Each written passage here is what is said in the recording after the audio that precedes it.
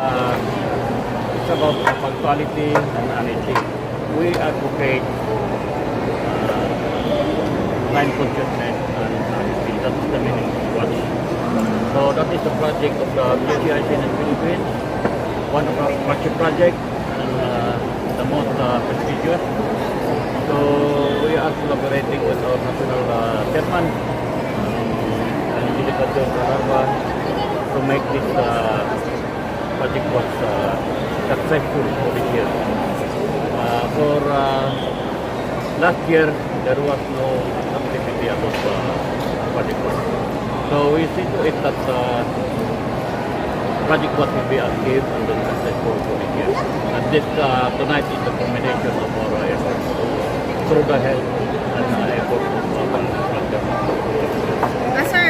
Sir, ano pong magiging impact ng Project Watch para mabago yung kaisipan at kaugnaan na Pilipino tayo?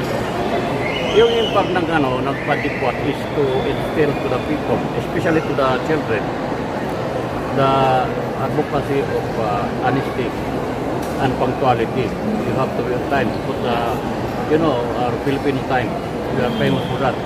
So we are trying to change that. So we have to be punctual. That is what we are going to instill to the children. That we have to be punctual and then we have to be honest with all our undertakings. That's it. So it will be a tall order, but we are trying to change that. We have started this project process since 2009. So until now, with the collaboration with the DepEd, and now we already include the ILD to propagate Project Watch. Because Project Watch advocacy is really good for us Filipinos. Because for so many generations, nasanay tayo sa Filipino time. So we are trying to change that. So that's it. Our national chairman here would like to say something. Yeah, thank you so much to DC and Senate Philippines National President Eduardo Chair. Finally, our term in 2024, ang hangaran namin is legacy. As a national chairman, Project Watch, we advocate the time for justice and honesty. Hindi po ganun kadali.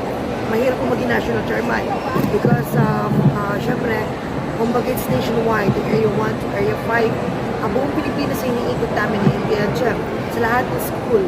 But I'm very happy and glad dahil dito sa Project Watch, natuto tayo maging punctuality, on time and honest. And sa pagbabalik kong bilang board member ng Church of Laguna is magagamit itong punctuality, on time and honest.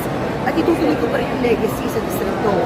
At natutuwa po ako at ibabati ako ng congratulations sa Project Watch awardees, sa school head, the superintendent, the teachers, the Project Watch coordinators, and also the national board, the area vice chairperson, the Project Watch area vice chairperson, Senator Gary Galtera, Senator Lizal, and Janet, Uy, area vice chairperson, of course, Roland, and Jem, and Senator Portia. And nagpapasalamat po ako, naging successful po ang event nito. Itong ating Project Watch Awardees na ito po ay ginagawa natin every year.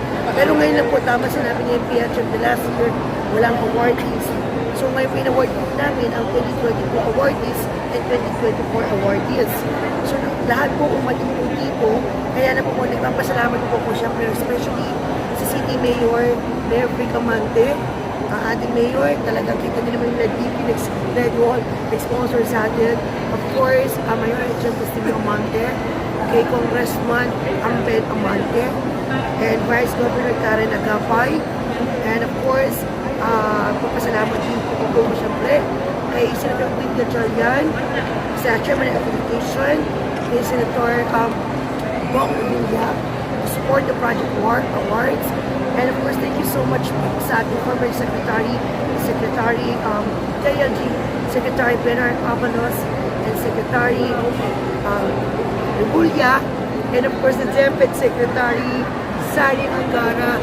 Sobrang tuwang-tuwa po ako dahil finally, sa term namin na MPHM, Meron po talaga kaming schedule for more signee. At sa term namin ng PHF, meron po kami na-receive na letter na isa sa mga awards kami ni Secretary Angara, ang Project Watch, sa term namin ni NE. The term po as National Chairman. Actually, natutuwa po dahil ang hirap po pinagdaanan po namin dahil sa amin po naiwan yung pinaka-controversial, pinakamahirap na situation, kung paano i-continue yung legacy ng Project Watch, pero nakayanan po namin doon sa pamamagitan ng Panginoon at sa pamamagitan po ng DILG and DepEd at lahat ng school na nag-participate dito sa Project Watch. So sana po sa lahat ng ating mga kababayan, ito pong Project Watch ay hindi lang po para sa eskwelahan, kundi gamitin din natin sa loob ng bahay, especially sa ating barangay, na respetuhin natin ang oras ng kapwa natin at maging honest tayo sa lahat ng bagay. Na naniniwala ako, pag honest tayo, mas binibigyan ng reward ng Panginoon at mas pinagpapala ng Panginoon. Kaya nga lagi ako honest kay NP, honest ako sa constituents ko, honest ako sa Paano po yung nanay ko. kayo ay chairman at ikaw ay lalabang bukal? Paano po i-handle? Actually, sa totoo lang po, may nagre-request to extend my as NS as National Chairman. Nagsabi po talaga ako kay NB HM and the National Board na kaya ko po ginawa namin ito today. Ito National Awarding and we'll have last launching Project Watch in January. Kasi nga po, sabi ko po sa kanila na ako po ay magiging busy po sa pag-ikot sa tatlong distrito ng Laguna. At mahirap po pagsabayin ang board member as a national chairman. Kaya po, tinapos ko po yung accomplishment ko, mission, vision, accomplishment po namin for this year. Para po next year, makapag-focus naman po ako sa aking laban as a board member sa 3rd District of Laguna. Pero sa totoo lang po, nagugulat din ako sa sarili ko dahil do this for Project Watch, do this for my 3rd District, do this as a single mom sa negosyo ko, pagtulong sa mga constituents ko. Nakakaya ko po lahat. Nakakaya ko because of in dedication, in passion, because I believe that leadership is sacrifice, dedicated, and due to responsibilities na kailangan gawin po natin as a leader. Kahit may pinagdadaanan tayo, kailangan lagi natin isipin na as a leader, you need to be a brave and strong. Na ginagawa mo to because you want a legacy sa term natin. As national chairman po, nasabi niyo po kasi na very successful and proven po na very effective po. Ano pa po yung abangan sa watch na other projects muling yayakapin po? Yeah. So, we'll have, may abangan po sa Project Watch. Ito nga po, ipapamahagi po yung mga wall clock sa mga schools, sa bawat area. And we'll have barangay level, nag-launch na po sa Legazpi. For the first time, sa term namin ng PHM, ngayon lang po nagkaroon ng barangay level ng Project Watch. Dati sa school lang, ngayon sa barangay level, nai-implement ng mga kapitan at ng mga barangay officials para kung ano sila at on-time punctuality ang barangay, magiging honest din ang mga komunidad at barangay natin. So marami po pong programa, tuloy-tuloy pa rin po ang programa at programa ng Project Watch at sa kapartner po at DepEd po at of course DILG.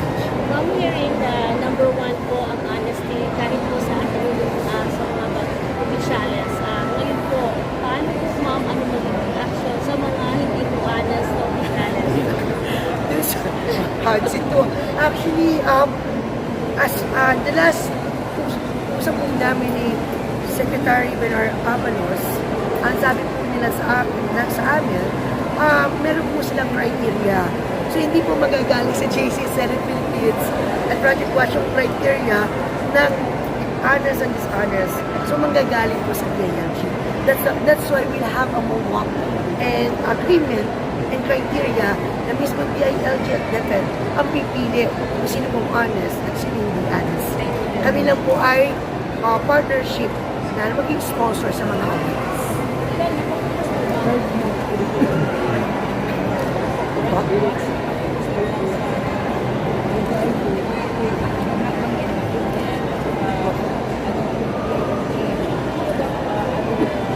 Actually po, Project Watch at JC Center Philippines, under former President Gloria Macapagal Arroyo, meron po itong partner. It's a partner with the CHED, all colleges, all private schools, public schools, sa lahat po ng skulahan. So, partner po ito. So, meron din po tayong mga Project Watch po na partner po ng CHED at universities. So, hindi lang po sa DepEd po. So, don't worry po, hindi po yung abangan niyo po yung Project Watch mula sa JC Senate Philippines and the National Board. Project Watch po ay magbababa rin po programa Project Watch sa lahat po ng mga iba't ibang ahensya na agency. Iba naman po tayo. Opo. So, alam namin na mahirap.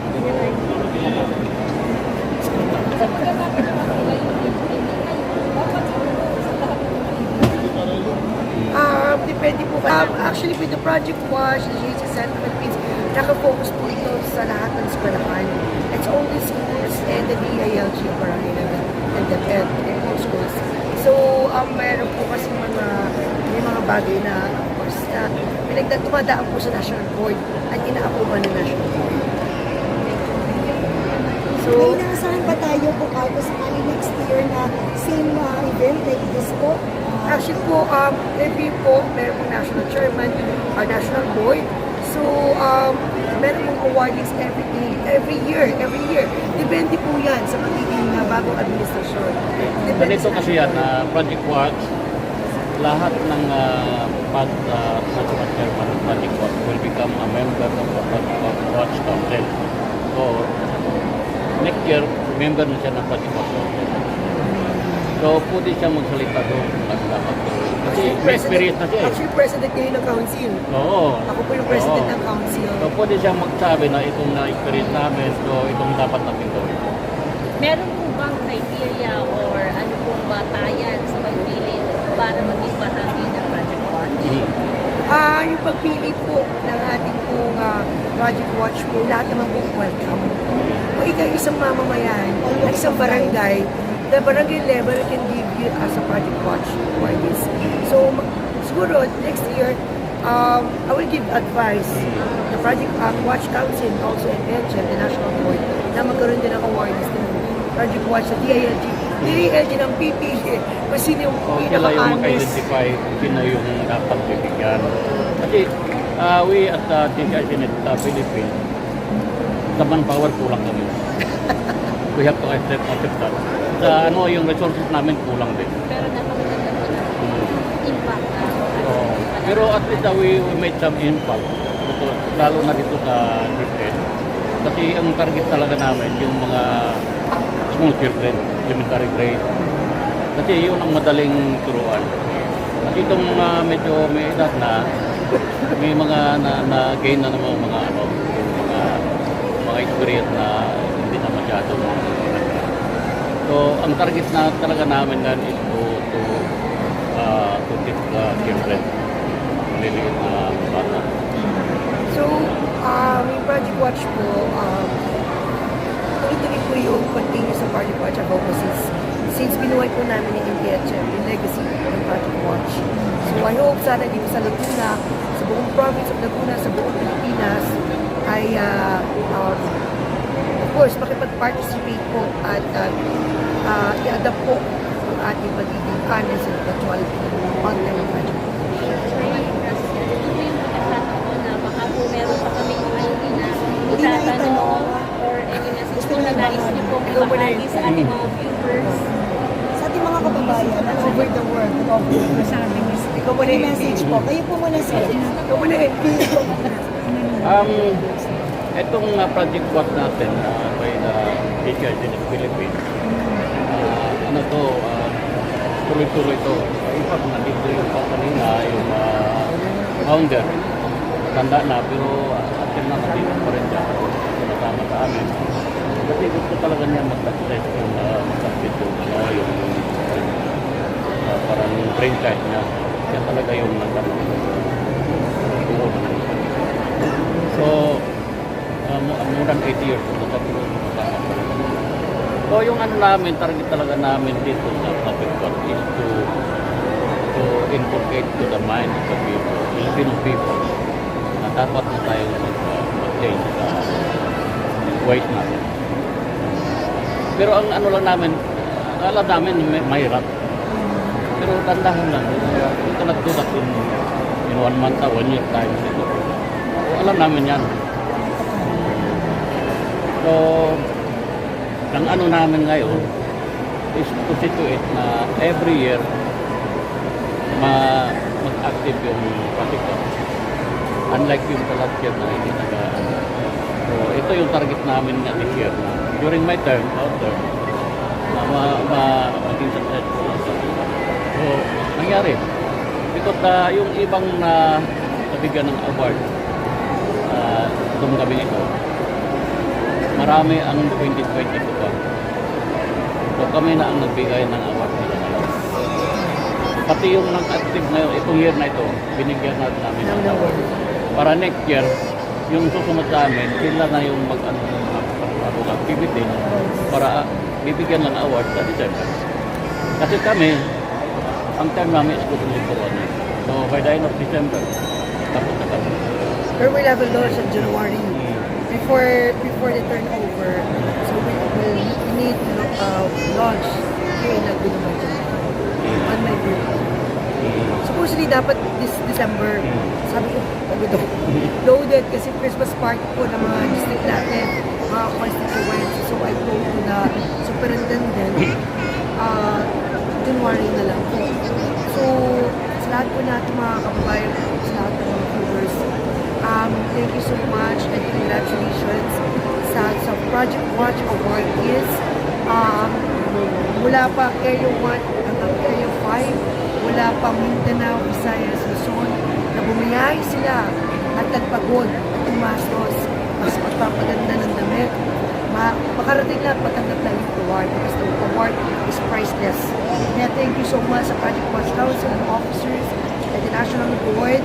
And sana po, Project Watch ay tuloy-tuloy po natin gawin sa isang pagsalita na maging honest and punctuality and on time at gawin natin po sa ating bahay, barangay at eskwelahan para sa ganun mas mapalakas, mas mapabuti yung values ng bawat pamilya sa buong Pilipinas.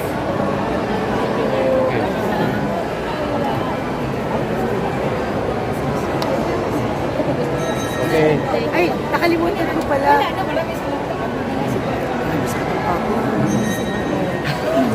Nasa ka na ba ako? Yung wall clock po, bawat kaya po, bibigyan po namin ng gusto po namin magpasalamat po pala doon sa mga sumuporta po ng Project Watch Concert, especially Director PCSO Imelda Poppy, dahil isa po siya sa maputing puso na nagbigay po. Actually, she donate a 50,000 ang bag para doon sa wall clock ng Project Watch. Kaya sabi ko, napakabuti ni Imelda. Imagine, isang Imelda Poppy po tumulong po sa ating po offers sa Project Watch concert, sa lahat po ng ating mga programa ng Project Watch. Thank you to Imelda Poppy, the PCSO, and thank you of course sa lahat po ng mga Congresswoman sa lahat po ng mga support na natin kaibigan sa ating Project Watch. We advocate the damn conscious and honesty kung yung Miss Flawless na kami po ay ikot pa rin at mamamahagi ng wall clock ng Project Watch. We advocate the damn consciousness and honesty. This is your Miss Flawless Angelica, the support member of 3rd District of Laguna, National Chairman at Charlie Gonzalo Salarva, and the National President, GC Senate Philippines, Senator Eduardo Leche. Maraming salamat po at mabuhay po kayo lahat.